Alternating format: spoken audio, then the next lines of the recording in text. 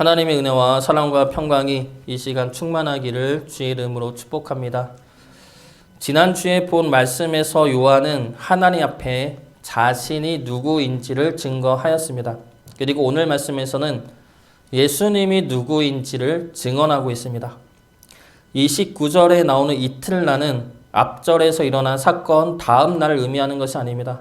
그 사건이 있고 난 다음을 의미하죠. 그리고 이러한 순서는 주님 앞에서 우리가 어떠한 순서로 변화되어야 하는지도 보여주고 있는 말씀입니다. 오늘 말씀 이후에 35절에서도 이튿날로 시작이 됩니다. 그래서 요한이 증언하는 것이 이튿날이라는 단어를 기준으로 해서 3일 동안 행해지고 있습니다. 그리고 이 증언은 날이 바뀜에 따라 주제 또한 바뀌어집니다.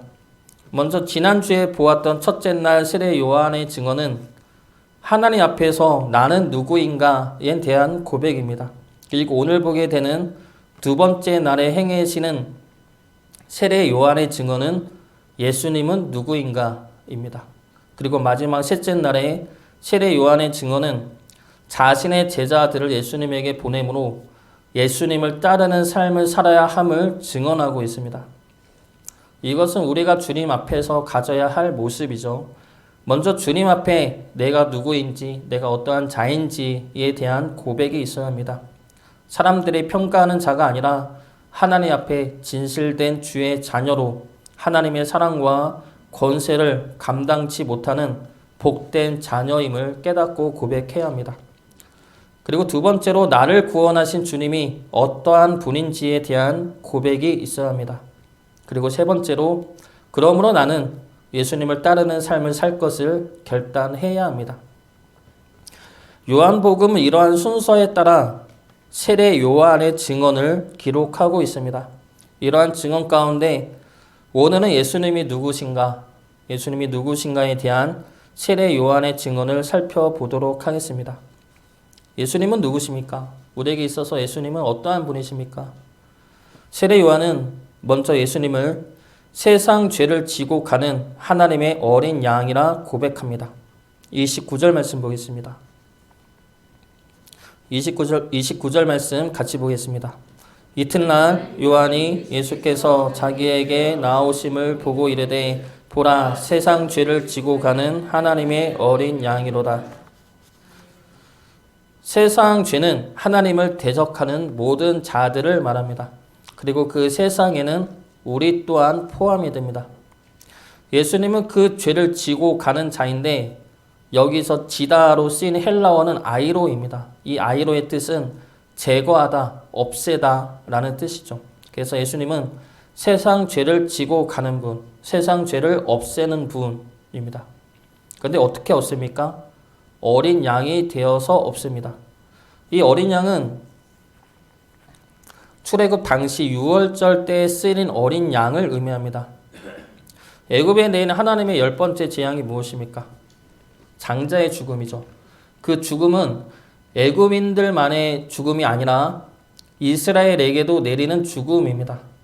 이스라엘 또한 심판의 땅인 애굽 땅에 거하고 있기 때문이죠.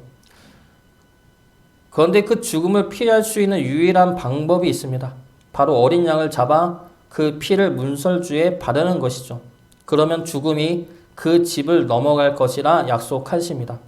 출애굽기 12장 12절과 13절 말씀입니다.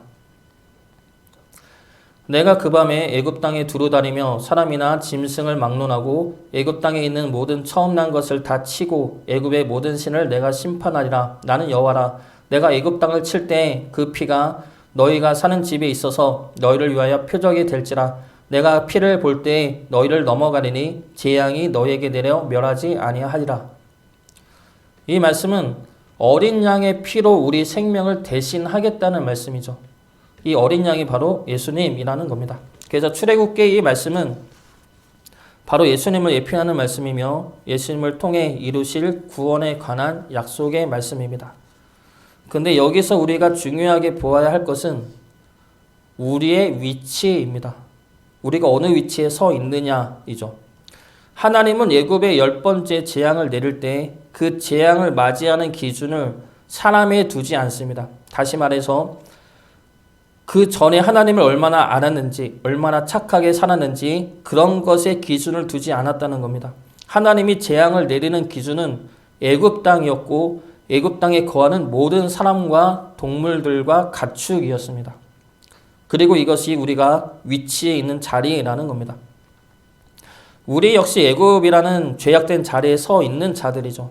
모두가 다 애굽에서 심판을 받을 자리에 있는 자들이라는 겁니다. 다시 말해서 우리가 의롭고 착하고 하나님이 특별히 택하여서 말씀을 주면 믿을 만하니까 우리를 구원한 것이 아니라 우리는 이미 심판받은 자리에 있는 자들이라는 겁니다. 믿는 우리나 믿지 않는 그들이나 다 심판의 자리에 있었고 있다는 것이죠. 그 자리에 있기 때문에 하나님이 예수님을 보내신 것이고 예수님의 피로 인해 우리를 구원해 내신 것입니다. 요한복음 3장 16절 말씀 보겠습니다. 유명한 말씀이죠. 하나님이 세상을 이처럼 사랑하사 독생자를 주셨으니 이는 그를 믿는 자마다 멸망하지 않고 영생을 얻게 하려 하심이라. 하나님이 독생자를 주신 이유는 우리를 사랑하시기 때문이라 말씀하십니다. 우리가 의로워서가 아니라 우리를 사랑하시기 때문이죠. 왜냐하면 우리는 이미 심판의 자리에 있는 자들이기 때문입니다. 그 다음 말씀 요한복음 3장 17절과 18절 말씀 보겠습니다. 하나님이 그 아들을 세상에 보내신 것은 세상을 심판하려 하심이 아니요 그로 말미암아 세상이 구원을 받게 하려 하심이라. 그를 믿는 자는 심판을 받지 아니하는 것이요 믿지 아니하는 자는 하나님의 독생자의 이름을 믿지 아니하므로 벌써 심판을 받은 것이니라. 예수님을 믿지 아니하는 자는 벌써 심판을 받은 것이라 말씀하십니다. 그리고 우리는 예수님을 믿지 아니했던 자들이죠. 그러므로 우리 또한 이미 심판을 받은 자들이라는 겁니다. 그런 우리를 구원해내기 위해서 하나님은 예수님을 보내셨고 우리 죄를 대신해 십자가를 지게 하신 것입니다. 이 은혜를 우리가 잘 기억을 해야 합니다. 구원받는 것, 그리고 하나님이 예수님이 우리를 구원하셨다는 것은 너무 많이 들어서 너무 익숙하게 알고 있지만 우리가 원래 어느 자리에 있었는지는 잊어버릴 때가 있습니다. 믿음 생활을 오래 하면 할수록 이 사실을 잊을 때가 많이 있죠. 그래서 구원의 이유를 하나님이 아니라 나에게서 찾을 때가 있다는 겁니다. 내가 구원받을 만하니까, 내가 그래도 착하고 의롭게 살았으니까, 내가 하나님의 말씀을 믿고 이해할 수가 있으니까. 근데 이러한 것들이 아니죠. 이러한 생각을 가지고 있거나 이러한 생각이 밀려올 때 우리는 이러한 생각들을 적극적으로 밀어내야 합니다. 그렇지 않으면 이러한 생각들로 인해 우리에게는 교만함이 생겨나게 될 것이고, 그리고 그 교만함은 다른 사람들을 향한 차별과 멸시로 이어지게 될 것이기 때문입니다. 우리가 구원받은 이유는 우리에게 있는 것이 아니라 하나님에게 있습니다. 하나님이 우리를 사랑하셔서 주님이 우리를 죽게 내버려 둘 수 없었기 때문이죠. 우리가 특별한 것이 아닙니다. 하나님의 우리를 향한 사랑이 특별하기 때문이죠. 우리가 의로운 것이 아니라 우리를 위해 돌아가신 주님이 의로우신 것입니다. 우리는 심판의 자리에 있는지도 모르면서 주님을 찾지 않았던 자들입니다. 그는 우리를 주님이 먼저 찾아오시고 부르시고 그리고 우리를 살리기 위해 우리를 대신하여 심판의 자리에 가신 분이 우리 예수님입니다. 그분의 사랑과 은혜를 기억하시어서 우리 또한 주님을 사랑하며 의지하며 살아가는 주의 자녀 되시기를 주의 이름으로 축복합니다. 두 번째로 세례 요한은 예수님을 먼저 계신 자라 증언합니다. 30절 말씀 보겠습니다. 30절 말씀 같이 보겠습니다. 내가 전에 말하기를 내 뒤에 오는 사람이 있는데 나보다 앞선 것은 그가 나보다 먼저 계심이라 한 것이 이 사람을 가리킴이라. 나이로 따지면 세례 요한이 예수님보다 나이가 먼저 태어났습니다. 약 6개월 정도 먼저 난 자로 보고 있습니다. 그러나 세례 요한은 예수님이 나보다 먼저 계시다 말을 하고 있죠. 이 말은 두 가지의 의미로 해석이 되고 있는 말씀입니다. 두 가지 다 맞는 말인데 먼저 존재론적으로 예수님이 먼저 계시다는 말입니다. 예수님은 창조 이전의 하나님의 말씀이죠. 그러므로 창조되기 전에 먼저 계셨던 분이 예수님입니다. 존재 자체가 어디에서 나오신 분이 아니라 하나님이 창조하신 분이 아니라 이미 계신 분이 예수님이라는 겁니다. 이것이 첫 번째 의미이고, 그리고 먼저 계시다의 두 번째 의미는 예언된 자다라는 의미입니다. 하나님의 말씀 속에서 계시되었고 예언되어졌던 분이 바로 이 예수님이라는 겁니다. 구약을 보면 예수님에 대한 하나님의 예언은 곳곳에 드러나 있습니다. 그리고 이 예언은 하나님의 말씀으로 기록되어진 언약이죠. 그런데 하나님의 말씀은 어떠한 말씀입니까? 하나님의 말씀은 변함이 없으시며 거짓이 없으십니다. 그 거짓이 없는 말씀은 하나님의 선하신 뜻이죠. 그리고 그 선하신 하나님의 말씀은 천지를 창조하시는 능력의 말씀입니다. 그러한 능력과 권세가 있는 것이 하나님의 말씀입니다. 그 하나님의 말씀이 예수님이고 예수님을 보내 우리를 구원하시겠다는 말씀이죠. 문제는 그 하나님의 말씀을 우리가 믿느냐 믿지 못하느냐라는 겁니다. 유월절 때 하나님이 말씀하십니다.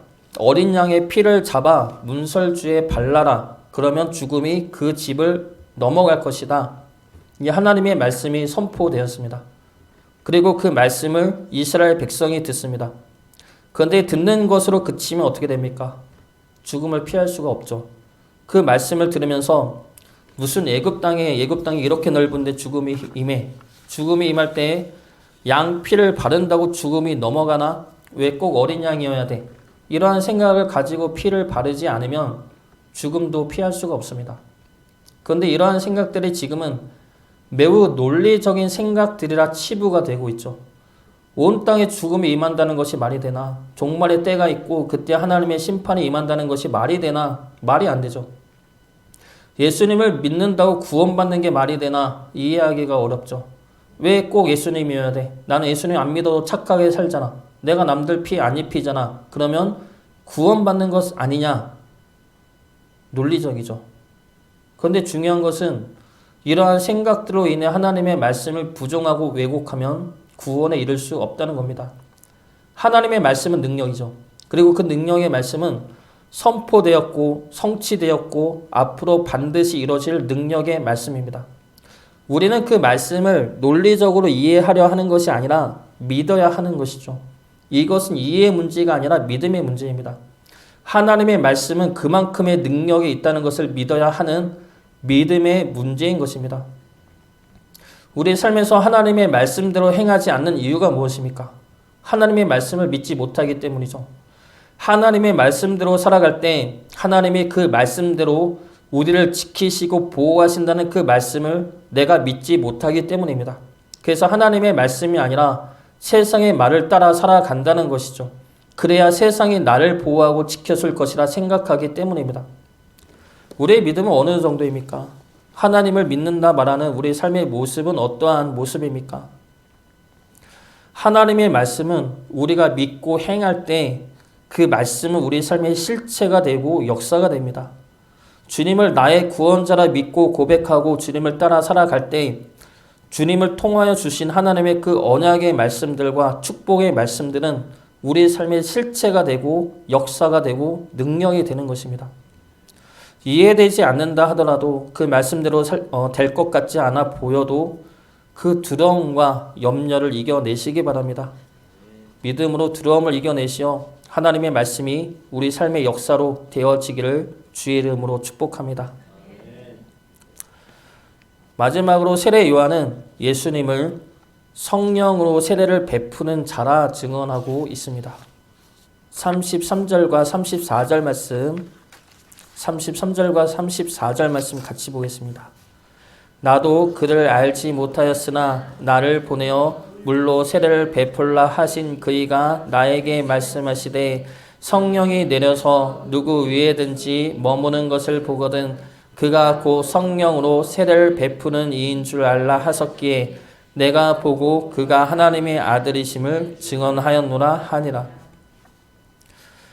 예수님이 요한에게 세례를 받을 때 예수님에게 성령이 임하였습니다. 그로 인해 세례 요한은 예수님이 성령으로 세례를 베푸는 자임을 알게 되었고 증언하게 됩니다. 성령 세례는 성령 체험과 다르죠. 지난달에 한번 설교를 했었는데 성령 세례, 성령 체험, 성령 충만 다 다릅니다. 먼저 성령 체험은 은사 체험을 말하죠. 은사는 방언의 은사나 예언의 은사나 신유의 은사 등이 있습니다. 이러한 은사는 선물이죠. 그래서 은사 체험은 할 수도 있고 안 할 수도 있습니다. 구원과 상관없는 것들이죠. 그리고 성령 충만은 성화의 과정입니다. 내 안에 그리스도만으로도 감사하고 기쁨이 넘친 상태가 성령 충만함입니다. 이때는 모든 것을 용서할 수 있고 모든 것을 사랑할 수가 있죠. 모든 것에 감사할 수 있고 모든 것에 기뻐할 수가 있습니다. 근데 늘 이럴 수는 없죠. 그러나 우리가 성령 충만함을 향해 나아가야 할 것입니다. 그리고 이 또한 성령 충만함을 잊지 못한다 해도 구원과는 상관이 없습니다. 그러나 성령 세례는 구원에 있어서는 절대적인 조건입니다. 성령 세례는 내 안에 성령님이 들어와 계시는 것을 말하죠. 내 안에 성령님이 계시는지 확인할 수 있는 것은 예수님을 나의 그리스도라 믿고 고백할 수 있느냐입니다. 고린도전서 12장 3절 말씀입니다. 그러므로 내가 너희에게 알리노니 하나님의 영으로 말하는 자는 누구든지 예수를 저주할 자라 하지 아니하고 또 성령으로 아니하고는 누구든지 예수를 주시라 할 수 없느니라. 예수님을 나의 주라 고백한다면 성령님이 이미 우리 안에 들어와 계시는 증거입니다. 그래서 우리는 예수님을 나를 구원하신 주님, 나의 주님 예수 그리스도라고 고백하고 있습니까? 그러면 우리 안에는 성령님이 들어와 계십니다. 그리고 그 성령님이 우리와 함께 하시면 우리를 주의 자녀로 증언하시고 우리를 위해 기도하시며 때마다 우리를 인도하시고 때마다 우리를 향한 주의 말씀을 기억나게 하실 것입니다. 그러므로 우리가 죽는 그날에 영원한 생명으로 다시 태어나게 하실 것입니다.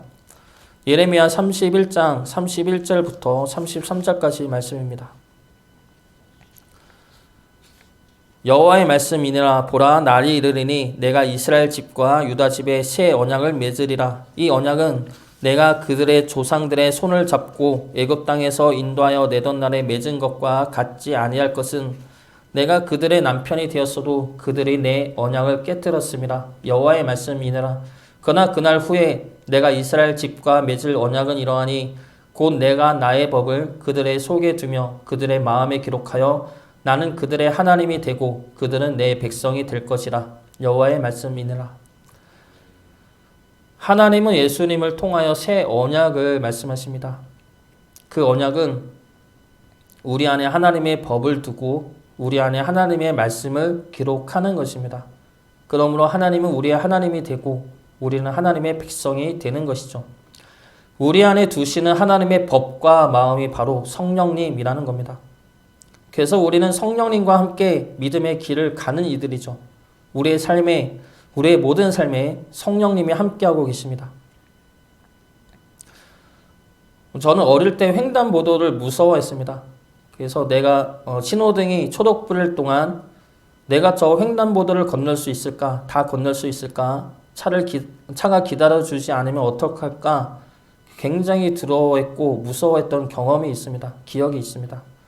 그런 제가 횡단보도를 무서워하지 않게 된 하나의 계기가 있었는데 제가 6살인가 7살 때쯤에 그때도 횡단보도를 무서워하며 신호를 기다리고 있을 때 우리 아빠가 제 손을 잡아주고 같이 건너간 기억이 있습니다. 근데 그때 아빠의 손이 너무나 컸고 너무나 든든했습니다. 그래서 그 기억이 지금도 남아있고 그리고 그 기억으로 인해 횡단보도를 무서워하지 않게 된 계기가 되었습니다. 성령님도 이렇게 우리 손을 잡아주고 계십니다. 인생이라는 횡단보도를 건너갈 때 그 길이 우리 힘과 능력으로는 무섭고 두려울 수 있지만 우리가 다 건너갈 수 있을까 염려가 되고 예기치 않은 차가 우리를 칠까 걱정이 될 때가 있지만 그때마다 성령님이 큰 손으로 우리의 손을 잡아주고 우리와 함께 그 길을 건너가고 계십니다. 그러므로 우리가 그 길을 무사히 건널 수 있도록 성령님이 함께 하신다는 것이죠. 이사야 41장 10절 말씀입니다. 두려워하지 말라, 내가 너와 함께함이라. 놀라지 말라, 나는 네 하나님이 됨이라. 내가 너를 굳세게 하리라. 참으로 너를 도와주리라. 참으로 나의 의로운 오른손으로 너를 붙들리라. 우리와 함께 하시는 성령님이 우리를 붙잡고 우리와 함께 하십니다. 그분을 의지하심으로 믿음과 순종의 길을 담대하게 걸어가시는 주의 자녀 되시기를 주의 이름으로 축복합니다.